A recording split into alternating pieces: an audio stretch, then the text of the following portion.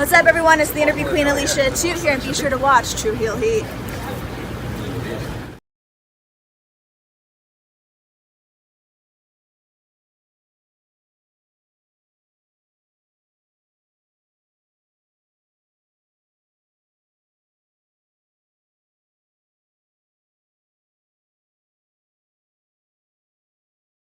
You already know what time it is, man. The young goat in the building.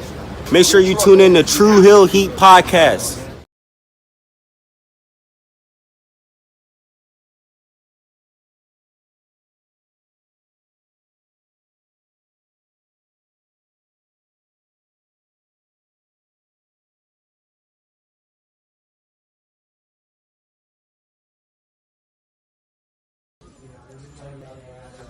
This is the knockout artist, Chris Hero. And if you're looking for some true heel heat, you better listen to the boys.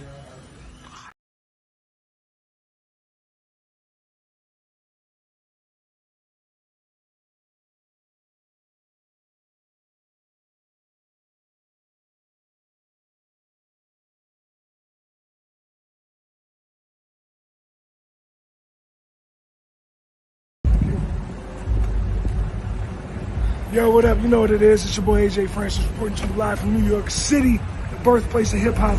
And I'm telling you that I'm only tuned in with True Heel Heat Wrestling. Holla at me.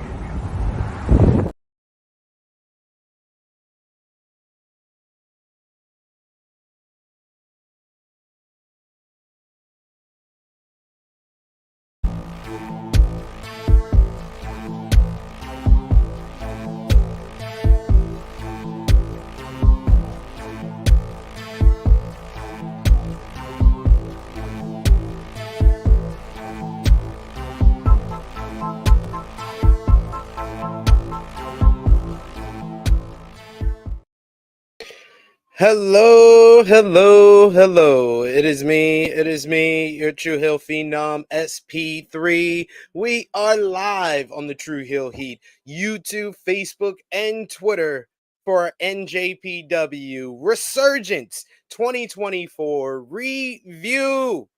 We are here live to discuss this past Saturday's show from Ontario, California, the biggest show in NJPW strong history in California, headlined by an IWGP World Heavyweight Championship match, and it saw the return of one of the greatest tag teams in NJPW recent history in the past decade, the Young Bucks, as well as the no rope last man standing matchup.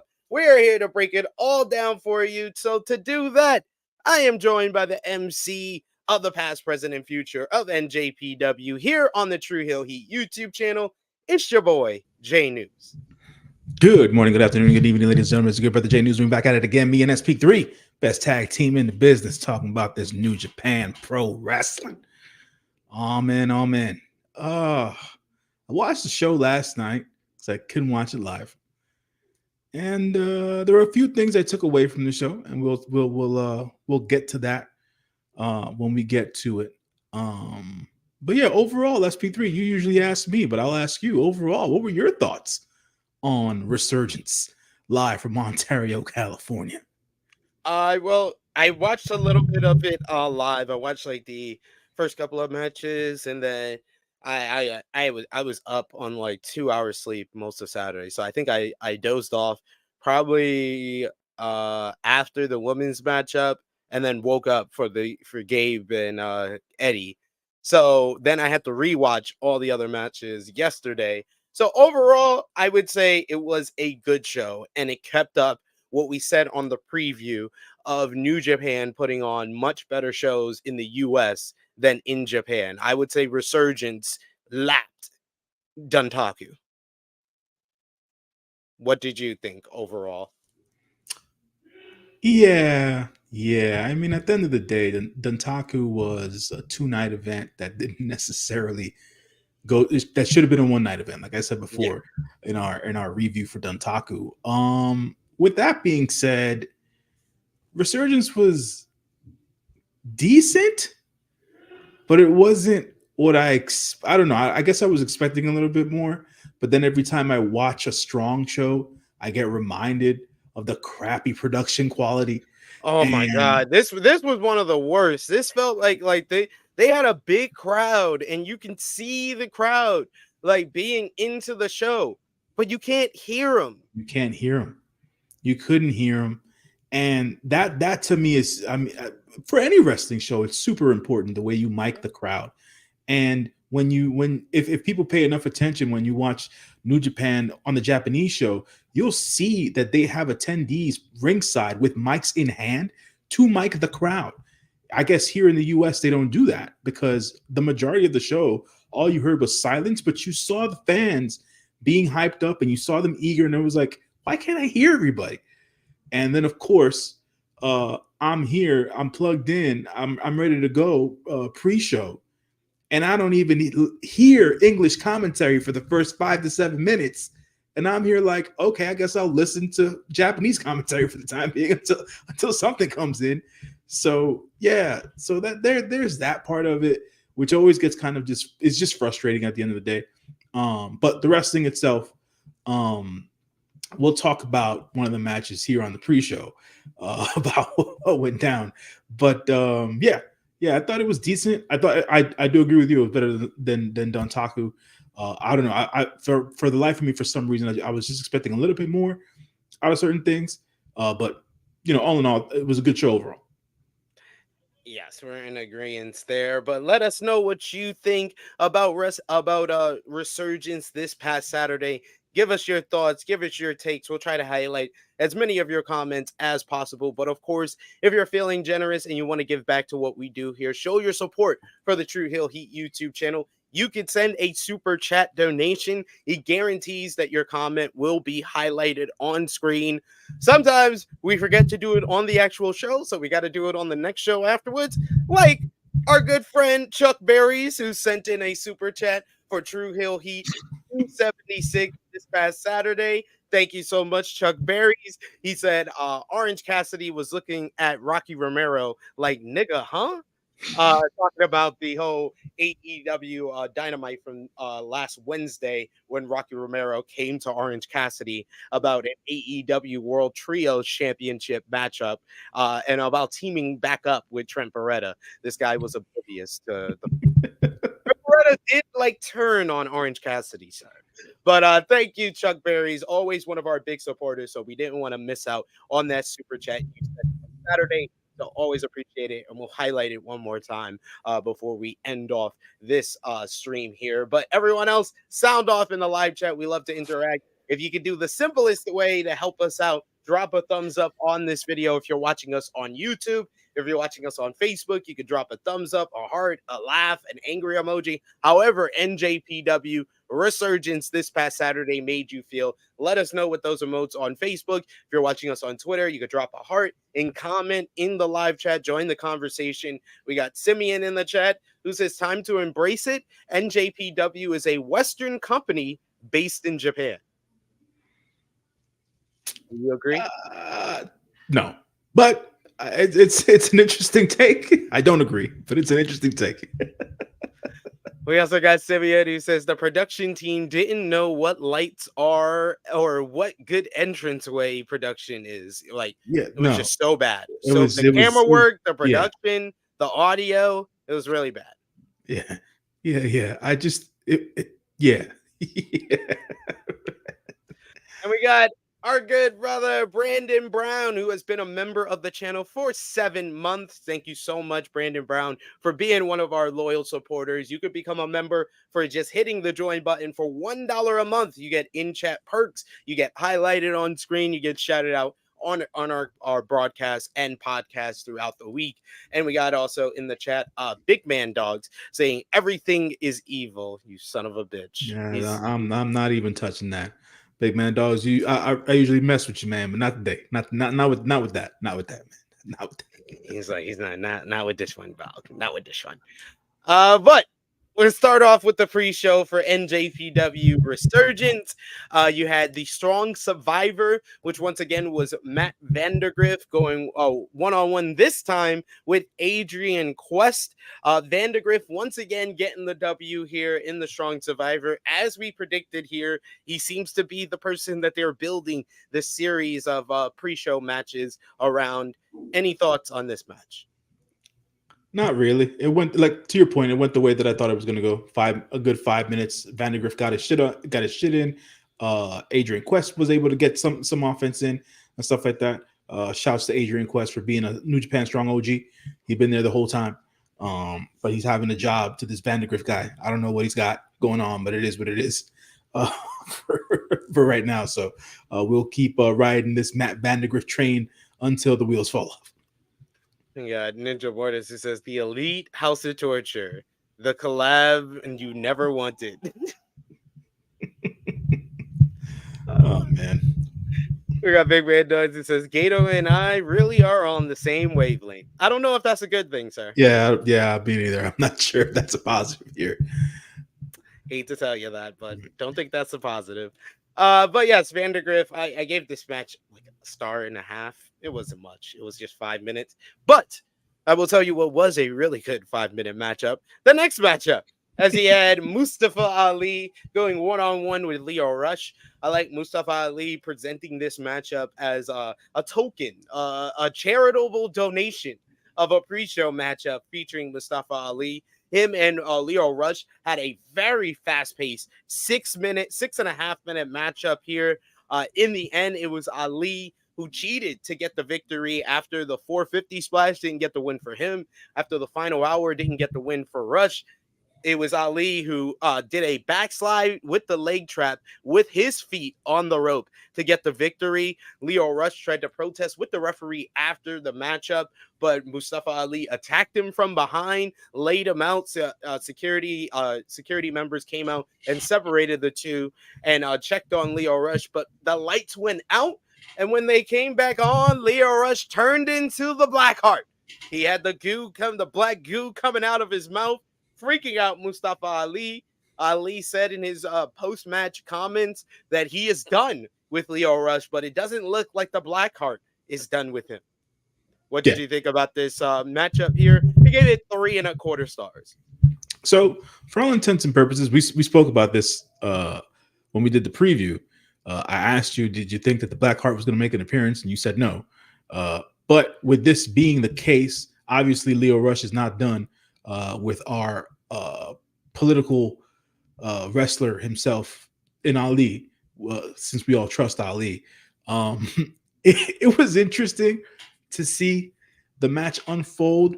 I know you said that it was a fast-paced match, but I feel like Lio was going at a faster pace than Ali was.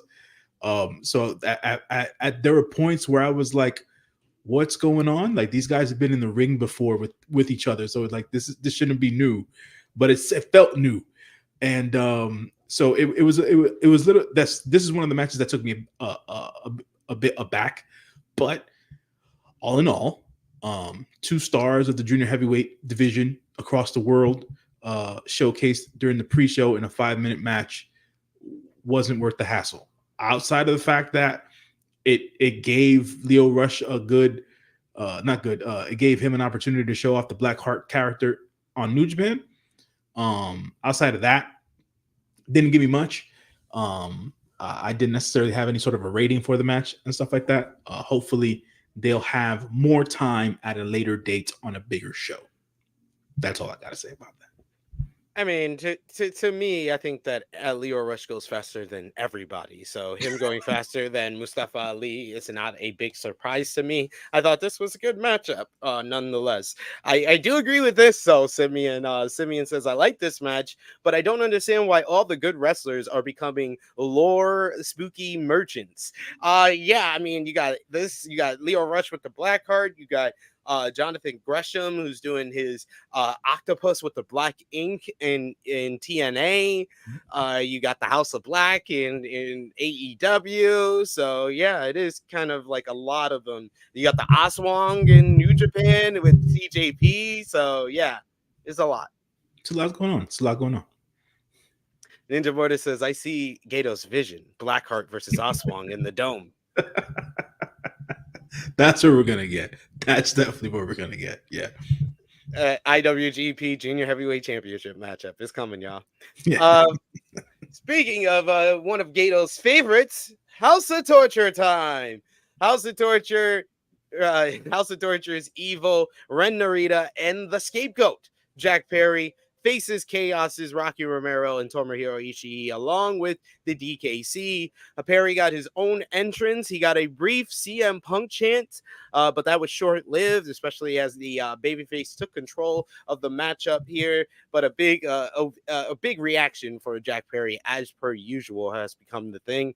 The babyface rallied late as Rocky Romero was tagged in, but HOT used weapons to keep them ahead of the babyfaces. This forced all of the babyfaces into the ring. In order to clear the ring, Perry choked Ishii with a cord at ringside. The DKC, Narita held back the DKC with his torture bar. Meanwhile, in the ring, it was Evil with Everything is Evil on Rocky Romero to pick up the victory for House of Torture here. 2 stars. Yeah. At the end of the day, the shenanigans just they're not fun for me at all. And the DKC didn't take the pin though.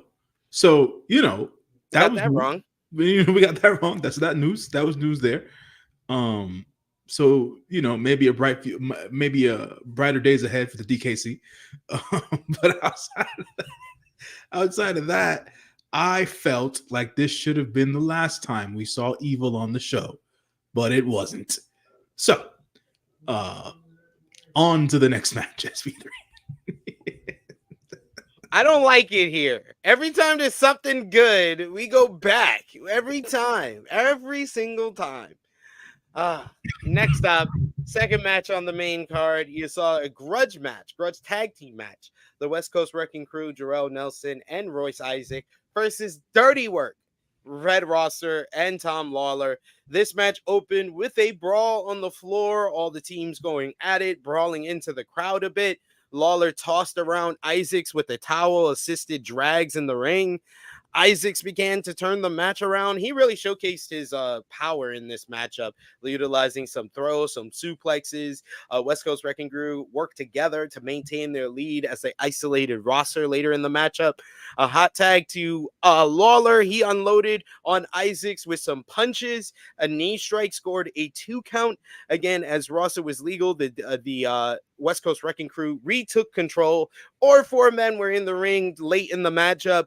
West Coast Wrecking Crew emerged from the fog with momentum. They used their lead to unload on Rosser with tandem offense before throwing him to the floor. They isolated Lawler. Lawler realizes he is all alone. Isaacs drops him with a power driver. Nelson follows up with a top rope elbow drop to pick up the victory for the West Coast Wrecking Crew, the biggest win of their run so far in NJPW Strong, as they beat their former leader in Team Filthy. I thought this match was better than I thought it would be. I gave it 3 stars. Cool, SP3. Me and Simeon are on the same page. I skipped this match. I didn't watch this match. This match was not for me. So yeah, this man can't even do his due diligence. No. Not even for the people out there. This is ridiculous. No. This match wasn't getting any love from me. I don't have any love for anybody in this match outside of Fred Rosser. Watch for Rosser. I thought you only hated them because they were in Team Filthy. There's no more Team Filthy. Doesn't matter. You should just hate Tom Lawler now. No. Jarrell Nelson and Royce Isaacs are still just not guys I can be supportive of at the end of the day. They just can't. And I'm not going to because I don't have to. So there's that. Royce Isaac has been on our channel. We've had a great interview with Royce Isaacs on this channel. I'm aware of that. You can't even watch his damn matches. I'm aware that he has an interview here and that you did a great job and everything else in between. And this is what you do. And this is how you get the name of True Heel Heat out there.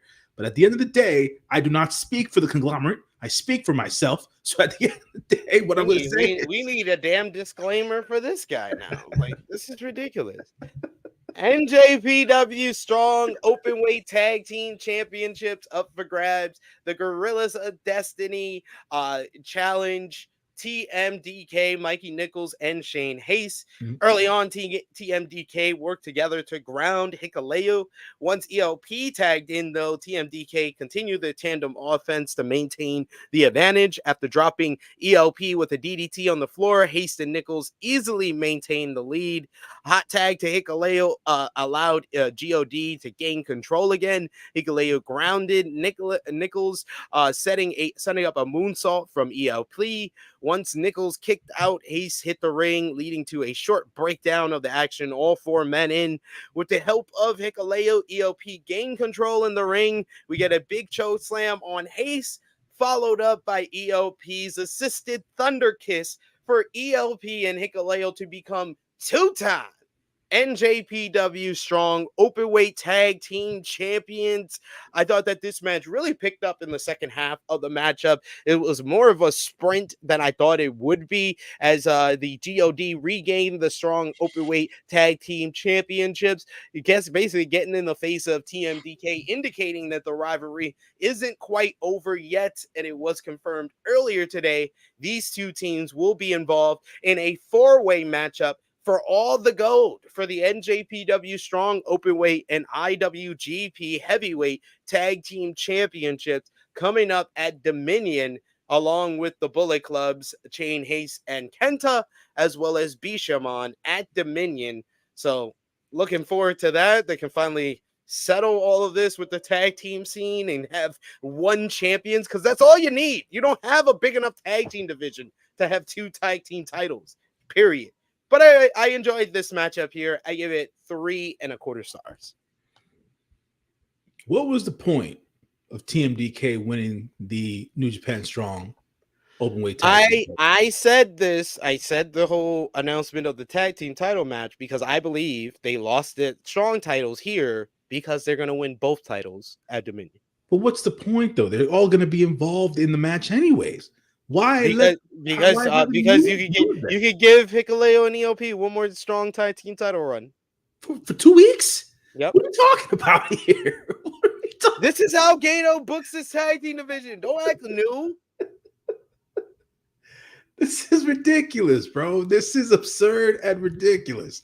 I can't get behind the flip-flopping of the belts. I've never been behind that shit at any company. It's just yeah. Anyways, it was a good match. Anytime I get to see the good brother ELP shine in the match is always a good time. Shane Hayes is always a hoot to watch on television and whatnot. Hikuleo just seems to be getting better and better every time he's in the ring. And Mikey Nichols still holding it down, man, doing the strongman stuff and punch people in the face, knocking them out. So, you know, it is what it is. I just don't understand the loss of the belts here. Just to me, just whatever. It's whatever. But it was a decent match, though. I'll agree with that.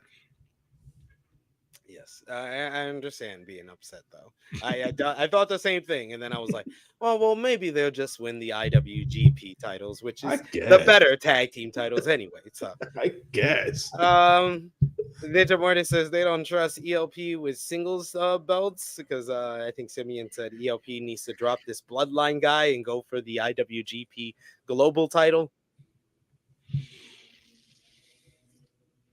Any thoughts? I mean, it'd be cool and all. We'll see what Gato allows ELP to do. You know, he did some never open weight stuff for a bit.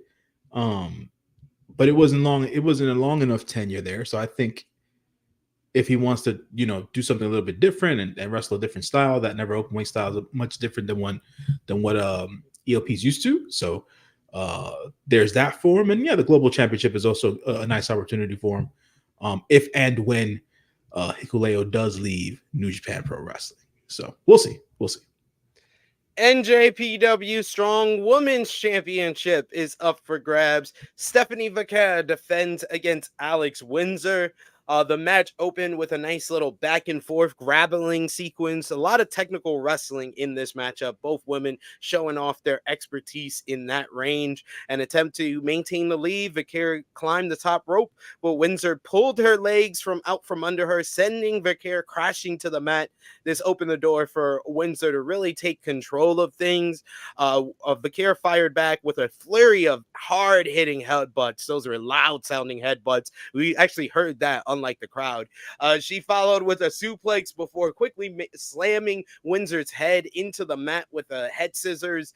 Vicaire landed a leg drop for a near fall. Windsor answered back with some headbutts of her own. She then hit a nice-looking lariat and then a massive DDT for a near fall. A drop kick from the top rope scored for Windsor. Windsor landed a big slam before locking on a sharpshooter, a nice-looking sharpshooter, too, in the center of the ring. Vicaire was able to get to the bottom rope, but fell to another lariat from Windsor. Vicaire fought her way back into this with a sudden dragon screw, and then all of her offense just looks so smooth and stiff at the end of this matchup. She hits a nice little running knee strike and then follows up with the Tijuana bomb right on her knee, the Tijuana backbreaker, as I call it, for Stephanie Vicaire to retain the NJPW Strong Women's Championship. I thought this was a great match. Both women are probably two of the most underrated female wrestlers in the world, and they showcase themselves in a big way. Windsor is like a female William Regal in 1994. Like, she just works. She's very snug. Her submissions look like they hurt. Her strikes look like they hurt. And she works with a level of kind of class and grace that Regal had in like 1994. And Vicaire, I've been talking about. She works like Sasha Banks in 2015. It's just everything she does in the ring looks stiff and looks hard hitting. I really like this matchup here. I gave it 4 stars. Yeah, man. I was a big proponent of this match. This match was this match met my expectations at the end of the day. They battled it out, good exchanges, stiff work. It's got to be stiff. If you're in there with Alex Windsor, it's got to be stiff. Gotta be stiff. Same thing with Stephanie Vicaire. For all intents and purposes, let's run this back sometime in the future, hopefully. And I'm not too sure who the next opponent or competitor for Stephanie would be. But I definitely want to see more of Alex in the US, be it on Strong, be it in the Indies, be it wherever. I just want to see her gain more exposure out here. Because I feel she's done all that she's had to do in the UK at this point. So she did her stint in Stardom a couple of years ago. So she's trained with the Joshis. She knows what to do. So at the end of the day, man, let's just see as to what Ms. Windsor can do. And hopefully bigger and better things for her and Stephanie as well. Hoping to see Stephanie hopefully at Forbidden Door. That's my hope. Don't know. I'm hoping for TBS champion versus NJPW Strong Women's Champion. Can she collect all the gold?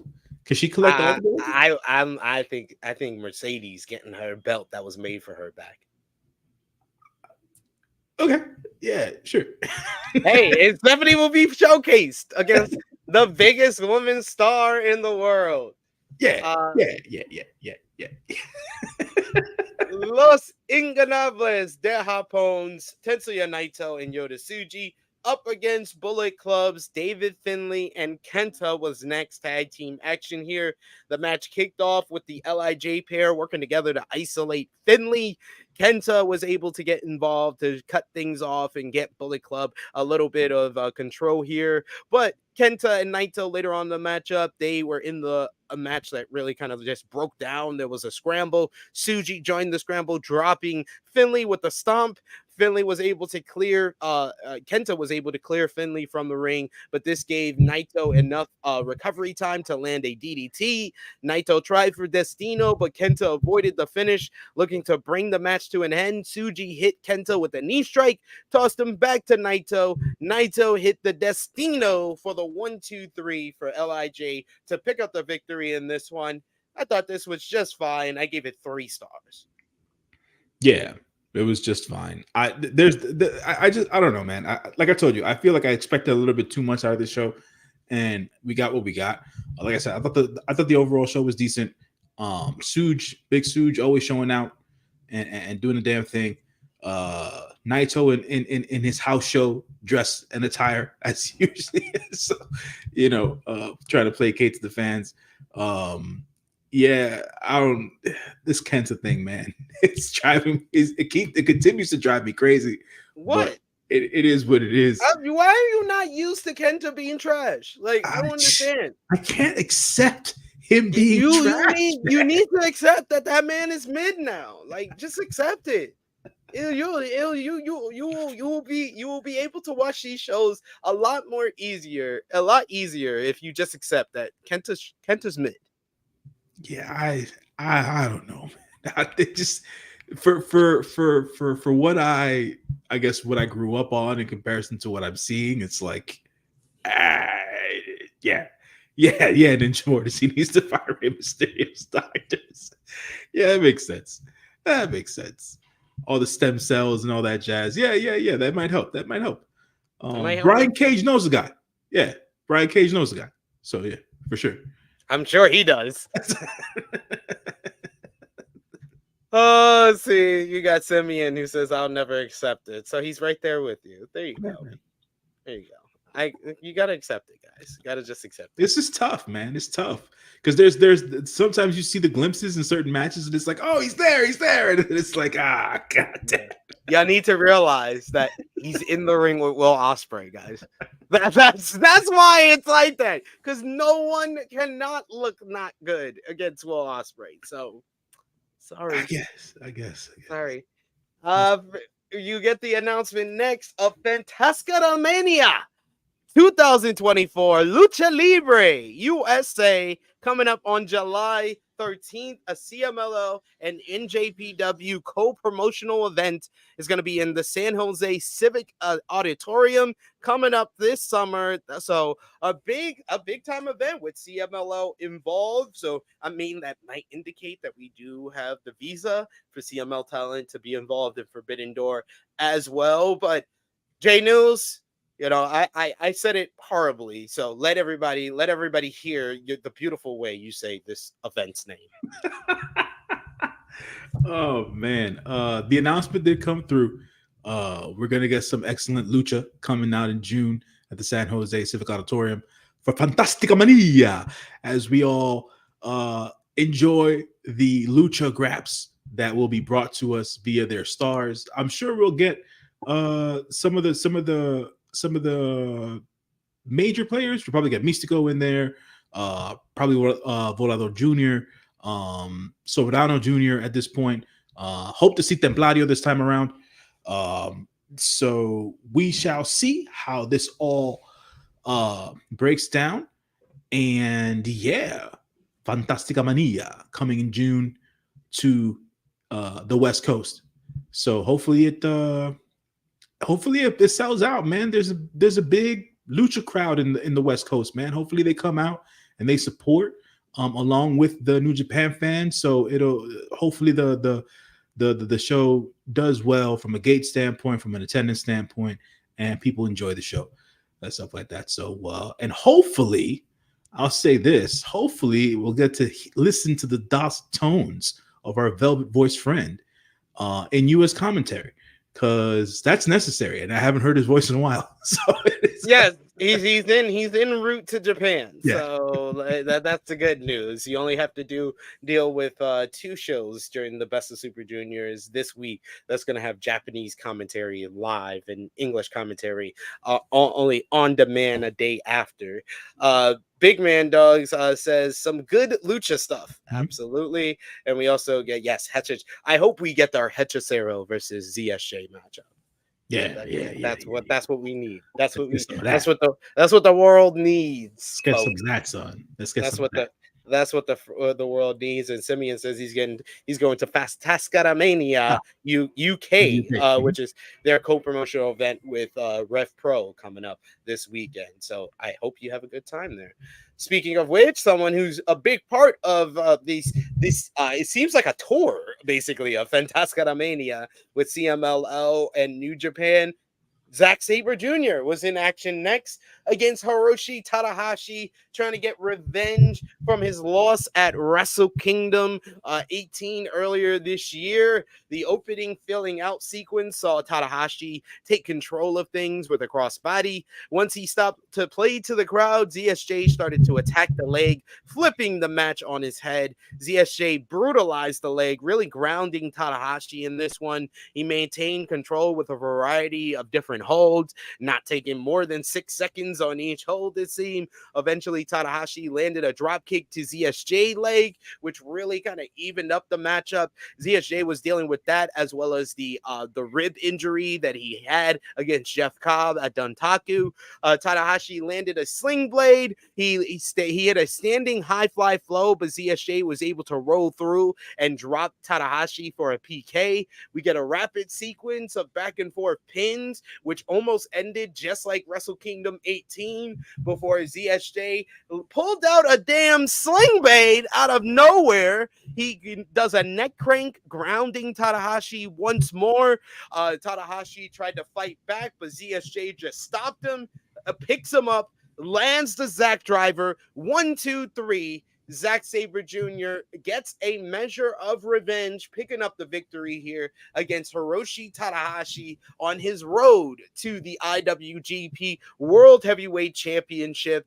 I thought he would get the win on this show and challenge Jon Moxley for the gold later on in the show, but ZSJ explained in his post-match comments that he says that everybody does that. They get one big win and they expect to go right to the top champion and get a shot, but he says he's going to work his way up. He's going to win the G1 Climax. He's going to win the IWGP World Heavyweight Championship, and he's going to do it different from everyone else.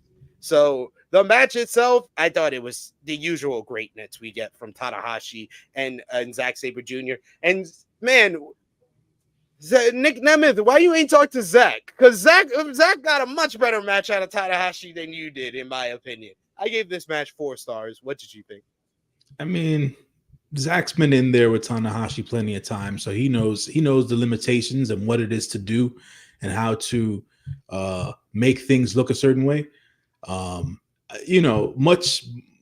accept the downturn of Tana's career. That I accept. This whole Kenta thing is like a ruse. We're getting worked here. But nah, man, it was a decent enough match. You know what I'm saying? I like to what you were saying before, or what I said before, should I say? We've seen this match a lot of times. So I don't think I don't think I've ever seen a bad Tanahashi versus Zack Sabre Jr. match. So they were able to churn out the hits. Seeing Zack Sabre Jr. do a sling blade was quite honestly one of the most surprising things I've ever seen. And it wasn't clean, but he got it off anyways. The Zack driver for the win was unexpected. I was expecting him to either turn him into put him into knots or something and put him in some sort of a pain predicament or whatever. So that was surprising as well. President Tanahashi doing the work and making sure that the gents get their wins so that they have some sort of momentum going into their next tournaments and their next matches. So props to President Tanahashi. We love you, Prez. We love you. Yes, I agree with you. This was a clinic, though. These two really work well together. And like Simeon, I believe. Yeah, Simeon said in the chat the match was very smooth. But you weren't going to get a technical wrestling clinic with the next one. World Television Championship up for grabs. Jeff Cobb defends against Lance Archer. The match opened with a sudden Spanish fucking fly from Jeff Cobb. I was like, what are we doing? He tries to follow up with the Tour of the Islands. Archer escapes. Cobb tries to keep the pace up, however, landing a suplex that forces Archer to the floor. He uses the ring crew to slow Cobb down, does Archer, leading to a scrap on the outside. They start brawling. He lands a big choke slam on the apron to secure control. We get a back and forth strike exchange between the two, with Jeff Cobb getting the better of that and hitting a standing moonsault. After kicking out, Archer tried for the EBD dry claw, but Cobb was able to escape. Archer still managed to hit a big slam, which he followed up with the blackout for a very convincing near fall. Very rare we see anyone kick out of the blackout. Jeff Cobb landed a spin cycle to put Archer on his back foot, but Archer was able to answer with a big strike. He tries to answer that with a rope walk dive. He walks the rope, but when he comes down for the big strike at the end, Cobb catches him into the Tour of the Islands. Looks so fluid how he was able to do this one. Picks up the victory with the Tour of the Islands here to retain the NJPW World Television Championship for the first time. This match just going over 11 minutes. Jeff Cobb looking good in his first defense. And then post-match, we got what we wanted. Tomohiro Ishii comes out and challenges Jeff Cobb for the television championship. That match set up for Dominion, which makes that card a lot better considering what's the main event. But Jeff Cobb and Archer here, I give it 3.5 stars. Nah, man, this is good. This is good, man. Seeing the Murder Hawk Monster, aka the American Psycho, tap into the old maneuverability there. Yeah, the opening sequence with the Spanish Fly, I was like, what just happened? But it was what it was. Fun times. It was all about the meats. The crowd was into it. So it's all about the meat. It was definitely cool. When Jeff Cobb, when I saw Lance go to the top rope and I noticed the time, like, oh shit, they're like at 10-something minutes, and I hit it, and I saw him go to the top rope and do the walk. I was like, oh, he's gonna catch this on the mid and hit him with the Tour of the Islands. So that was pretty cool to see. And yeah, man, we saw Ishii come out at the end and challenge him. We're gonna see that at the minute. Some more meats, man. More meats. Like I said, I think this TV title reign is going to be the reign of the meats. Hopefully, we get the Forbidden Door match that we want, and that is Jeff Cobb versus Mojo. So at the end of the day, we'll see those brothers. Hopefully, bust each other up and tear it up in the future. But definitely a decent match between these two dudes. When does Lance Archer not like tower over people is like beyond me, but like yeah man, he's always entertaining. No young lion or ring attendant is safe around Lance Archer, so I was gotta mention that. And shout out to ref lady red hair, aka Scarlett, for doing the damn thing during the entire show. She refed a bunch of matches. She was involved heavy, and she was literally playing quite the scared victim on Lance Archer's behalf. So props to her and doing her thing during the show.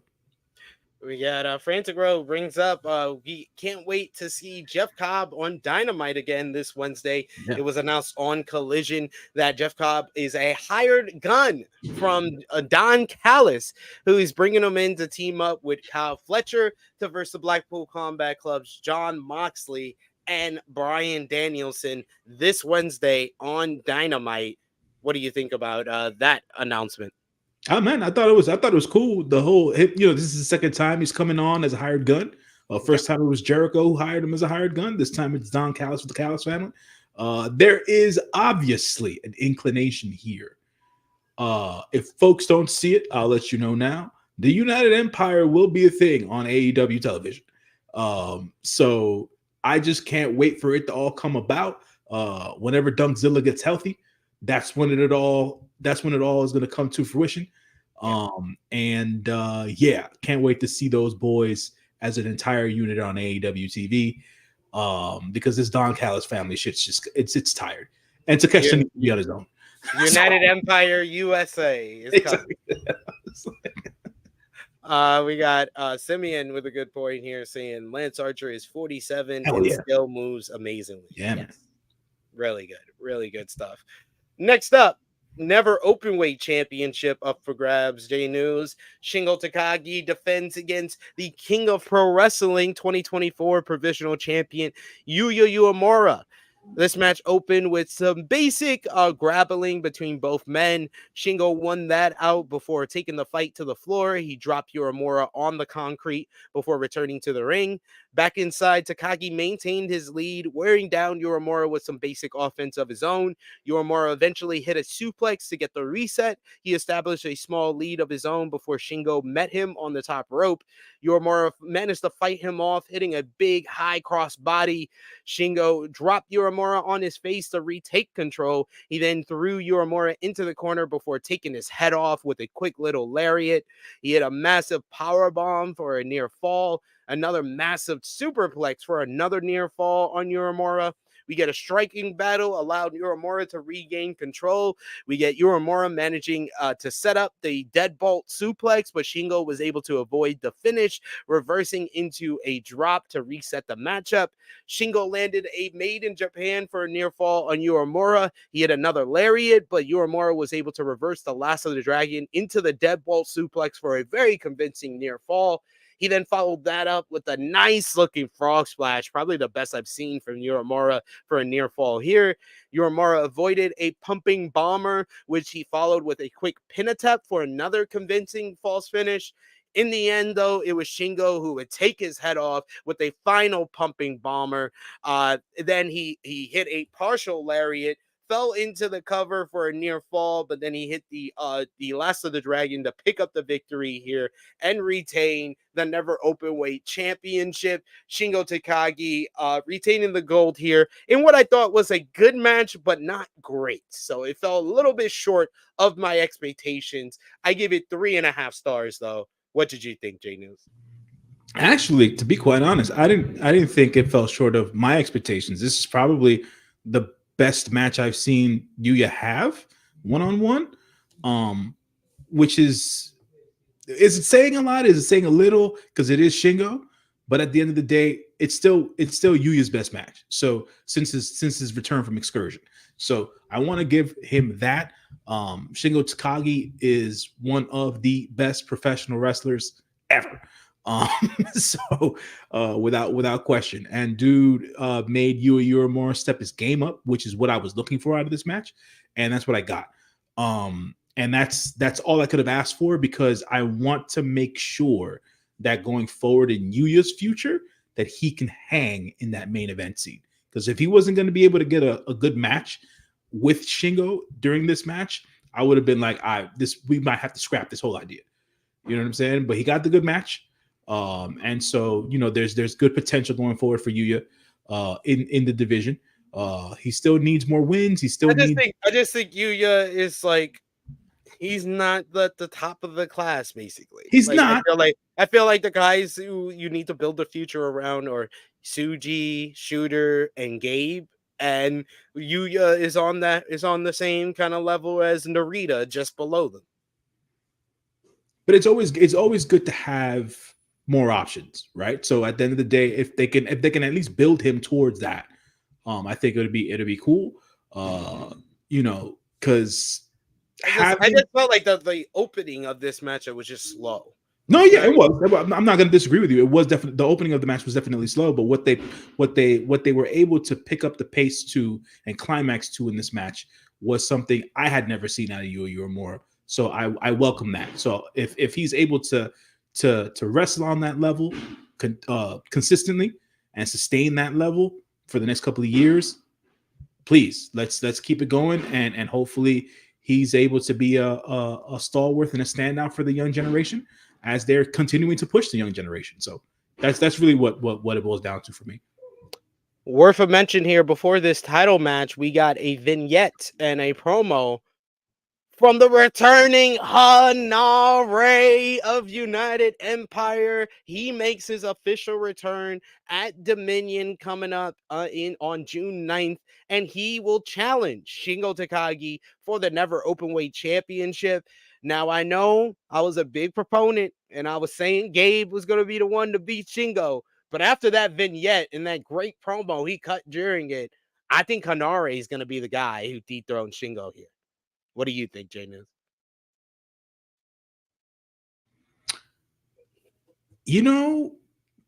They had a banger match, so him going after the Never Openweight Championship is cool.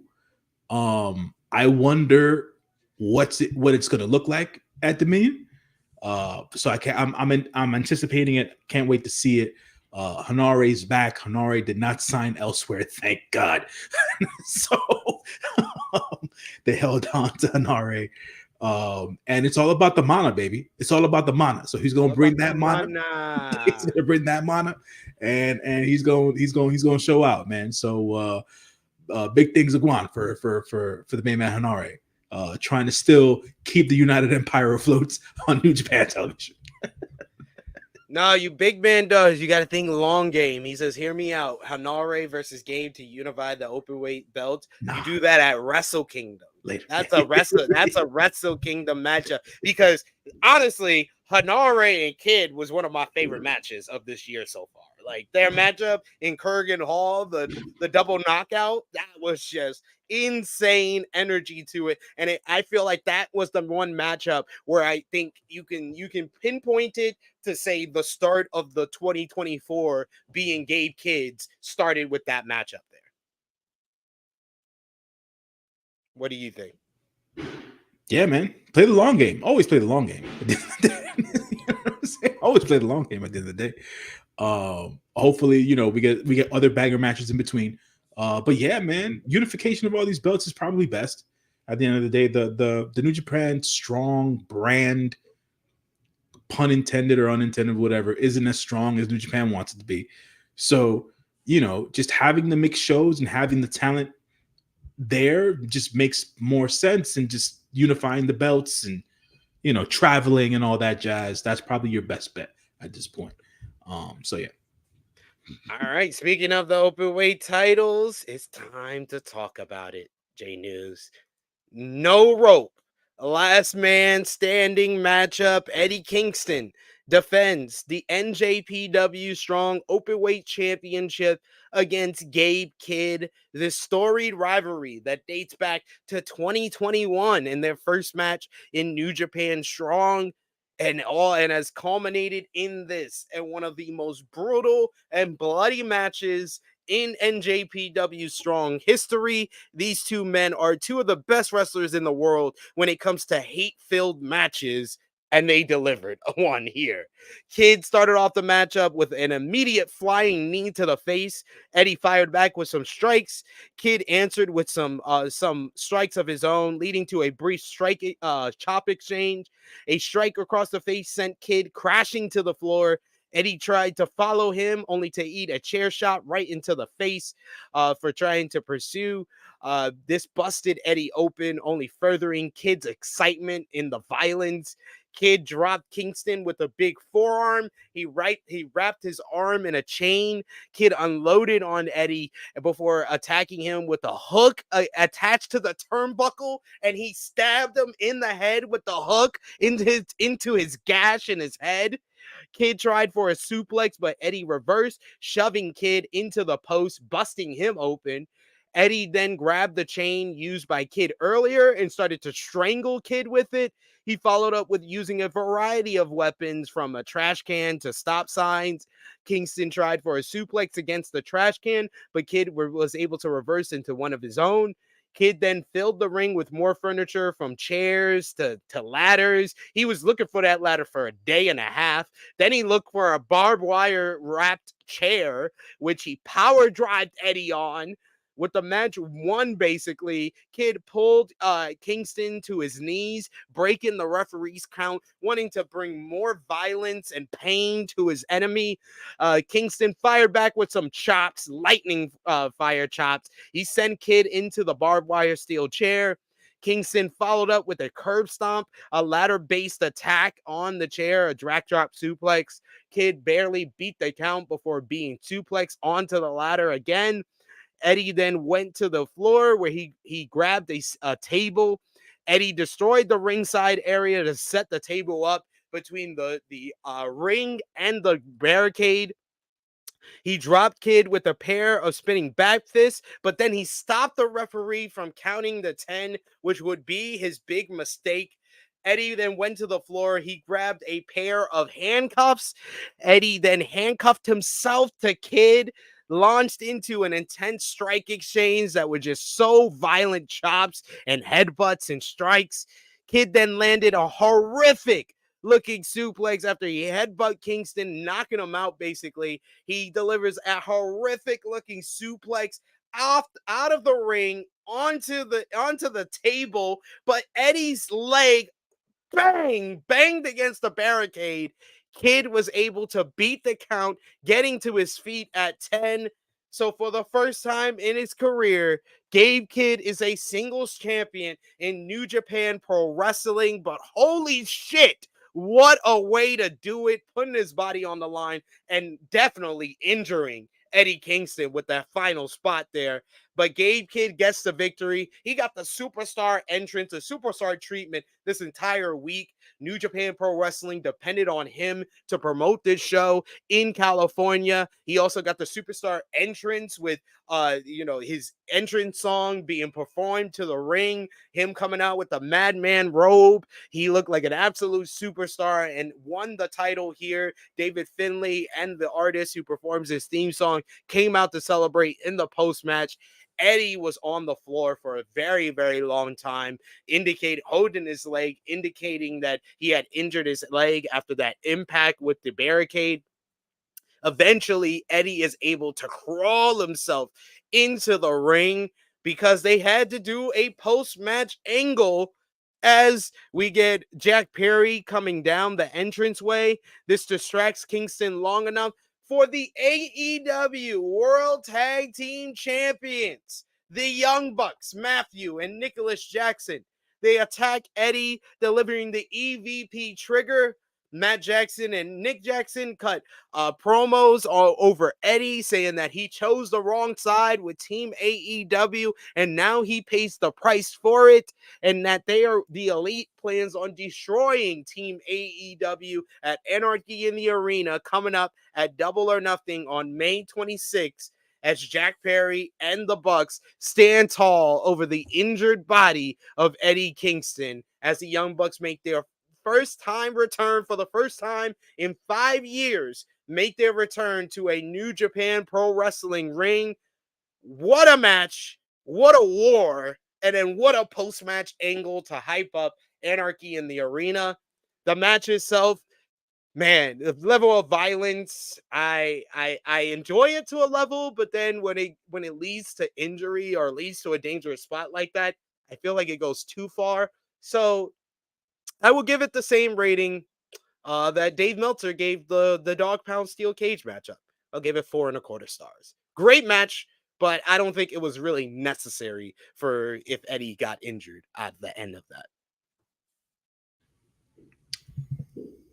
True indeed. I would say well wishes and all positive things to King, Eddie Kingston. We don't ever like to see anybody get hurt out in the wrestling ring or during a wrestling match. But on the flip side, Eddie did his job here. He was able to get through the violence and get Gabe not over, because Gabe is over, but it's one of those things where this was their fifth match, their fifth encounter, let's say, and Gabe finally won out, and he won the last he took the last championship that Eddie had, and now he's gonna go on his run, his own prolific run. Me talking about Gabe Kid. So shouts to Eddie for doing that for Gabe. I know it's been a long road for Gabe, him dealing with his own mental health battles and stuff like that, and injury and stuff like that throughout the years as well. For him to be able to get here at 27 years old, doing the damn thing, and being the guy Gene doing all the media work for New Japan. It's been cool to see, man. His appearance on K-Cow TV was hilarious. So shouts to Gabe, man, doing his best for New Japan Pro Wrestling. New Japan has to hold on to him. They really, really do. There's no way around it. So, good spot for Gabe. The post-match stuff, obviously working the angle towards Anarchy in the Arena. First time seeing the Bucks there in New Japan ring for the first time in 5 years. Was interesting, to say the least, especially at a strong show. But they were in the Bucks' backyard, quote unquote, right? They're from down the road in Rancho Cucamonga. So they were there. Ian Riccaboni was trying to put over the fact that the Bucks were just in Vancouver, stuff like that. How did they get here so fast? Yo, Ian was apoplectic. It was great. It was great sell. Great sell. This is why Ian should be the commentator on Dynamite. I'm just saying. I like Ian on Collision. He's not on Collision. I know. I like him on Collision. Is really more or less my thing. The Dynamite crew. I love Nigel McGuinness. You know, I think Nigel's not on Dynamite. I thought he was. Nigel's on Collision. Oh shit! All right, so I'm confusing shows here. But anyways, at the end of the day, maybe a good switch up would work. Maybe Ian on Dynamite would work fine. He's got tremendous cadence, tremendous passion, and stuff like that. Only thing I would have to say is brush up on your move names here and there. Sometimes in my head, I'm calling out move names, and it's like, no, man, it's the spin cycle, dog. Don't call it some other shit. Like, what are you talking about? Like, are we watching the same show? Like, do you know what these guys do? Hey, you know, look, he's in tune on that on Ring of Honor. So right, I know, I get it. He knows his product. I get it. But he does these strong shows. All the him and on Beta. Occasion. It's very rare. Like he's not consistently on these strong, so that's why I said you got to give him a little bit of grace. Grace is due. No problem. I'm a fair human being when it comes to certain people. At the end of the day, I'm a fair human being when it comes to certain people. So yeah, Ian gets some grace. Ian gets grace from me. So no, I don't think so. Big Man does. He says that's the main issue. These two commentators don't really watch New Japan. Beta was very much. Beta does. Yeah, Beta watches. Beta watches wrestling. Period. Like you can know that if you follow like Speedball and his Twitch, he watches wrestling all the time, and Beta's usually on there. Like Beta's very much in tune with every product she seems to do, and she does a lot of different like independent promotions and stuff. So I'm surprised at how in tune she is on freaking New Japan's product. No, for Vala B DVD, the DVD is the Spicoli driver for Ian. No, it's the Spicoli driver. Period, my friend. So let me tell you right now, DVD Spicoli driver is the same thing. Same thing, brother. Same thing. But yeah. Finally, though, the main event. Jon Moxley defends the IWGP World Heavyweight Championship against his protege, the Shota Umino. Umino started this match up fast, attacking Moxley ahead of the opening bell, leading to a dive moments into the matchup. In the ring, Umino kept up the pace, connecting with a slew of strikes in the corner. The match worked its way to the floor. This is where Moxley finally gained control a little bit, but Umino was able to fight back, swearing at Moxley, dropping him with a big forearm. Shota then hammered Moxley with the signature BCC elbows. The pair fought into the corner. Moxley climbed to the top rope, but Shota caught him with a pair of kicks, one to the head and then one to the right leg. Umino then began to work over the leg of Moxley on the floor after landing a drop kick to the knee into a barricade. Shota pulled Moxley inside and worked over the limb on the mat. In an attempt to fight back, Moxley was able to send Shota to the floor, crashing into the barricade. He then hit a big tope that crashed him into the barricade again.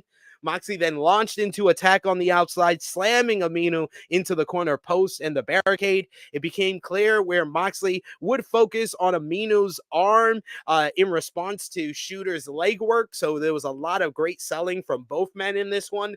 Moxley worked over Shota's arm in the ring before hitting a big power driver for a near fall. Moxley went to the outside and grabbed a table, setting it up at ringside. Umino was able to hit a big drop kick before driving Moxley into the mat with a big DDT. Moxley rolled onto the table to retreat. This allowed Shota to hit a big top rope elbow drop through the table at ringside. Moxley barely got back into the ring to beat the count, only for Umino to hit a coast-to-coast drop kick, followed by a big suplex. He followed up with a number of signature offense. Moxley was able to hold on and landed a big cutter to gain some space between the two men. Umino began to fight back after this. Moxley hits a big Death Rider, but Shooter was able to kick out. That is when we get the 30-minute call in this one. And really, honestly, I was shocked when it hit the 30-minute call because I was like, this match was flying by, in my opinion, after the slow kind of opening sequence. Umino began to fight back, hitting a satellite DDT, followed by a brainbuster for a near fall of his own. He then hit his own Death Rider, which got a very convincing near fall. That's when I finally heard this crowd for the first time in the whole night. Umino landed a Blaze Blade. He pulled Moxley to his feet to hit another Death Rider to get another near fall. Moxley avoided Umino's attempt for another Death Rider, reversing into a big curb stomp. He followed with another Death Rider, this time the elevated version, to get the 1-2-3. Jon Moxley retained the IWGP World Heavyweight Championship in what I feel was an instant classic here. I gave it 4.5 stars. I thought this was the NJPW big dramatic, filled with emotion, with Shooter. He really made the fans in the building believe, and me, myself, watching at home, he really made me believe he could beat Moxley here. Like the second Death Rider, I thought that was it. I was like, oh shit, is he gonna do this? But Moxley pulling out the win in the end, really gaining the respect Shooter did of Moxley in this one. They had that former respect, shaking hands after the matchup, but this mutual respect did not last too long, as after the match, Evil and Ren Narita of the House of Torture attack Moxley and Shooter. Evil then challenges Moxley for the IWGP World Heavyweight Championship. Evil then changed his mind and called himself the real champion and said that Moxley would need to challenge him for the title. And then Evil spray painted the IWGP World Heavyweight Championship before leaving it with Moxley as he stood over him. The match itself, 4.5 stars. This was arguably, in my opinion, Shooter's second best match in New Japan Pro Wrestling, behind his matchup with Will Ospreay last year at Power Struggle. This was just very highly emotional. It felt like a war of attrition at times. We had the big near falls. It went over 30 minutes. The selling, the psychology, and the storytelling were top notch. This was great stuff overall. Like I said, I thought it was one of the better matches of Shooter's career, and arguably one of the better New Japan Pro Wrestling matches for Moxley. Moxley's been delivering in these title matches in the U.S. On New Japan, in a New Japan ring. Not so much in an AEW ring or anything like that, but we shall see. But they are not setting him up to have a good reign when Evil is his next challenger. Jay News, what did you think about this matchup? Like I said before, 4.5 stars from me. So the match itself was a good match. I enjoyed the match. To your point, Shooter made me believe that he had an opportunity, he had a chance to get one up on Mox and maybe walk out of there with the IWGP World Heavyweight Championship. But to no avail. Mox ended up winning the match, but it was definitely a good back and forth. Definitely a lot of emotion involved, and it felt like an IWGP World Heavyweight Championship main event, going the half an hour, getting the emotion out, the strike exchanges, just using each other's finishers and stuff like that. It was top notch, to your point. This post-match shit, I don't know what Gato's thinking. I have no idea. Simeon's right. Good homage to Suzuki versus Tanahashi, the King of Pro Wrestling back in 2012. And having them add their own flavor is always the best part of the match. I have no idea why Evil's anywhere near this championship, to be quite honest. No idea. I think they're setting Mox up to just be a champion who readily defends the belt against all comers, which is a different take. So that's positive for him. He should not be, me speaking about Evil, he should not be coming out of Dominion as IWGP World Heavyweight Champion. If he wins that godforsaken match, I will boycott New Japan Pro Wrestling. You heard it here first. Not playing with y'all. I'm not playing with you, Gato. I'm not playing with you, Dick Togo. I don't want to see nothing about no evil being IWGP World Heavyweight Champion. It just ain't happening, man. It ain't happening. If it ain't happening for Sonata, it ain't happening for evil. Let's get it right. All right? Let's get it right. Anyways, with all that being said, shouts to Shooter, shouts to Mox. Great match. Good stuff. We'll see what Mox has available for him during Forbidden Door. Hopefully, Shooter will probably be part of some sort of a tag match there, like he was the last year, stuff like that. So we'll see. But hopefully, Mox will be able to slide through Dominion without any harm and retain his championship. We shall see.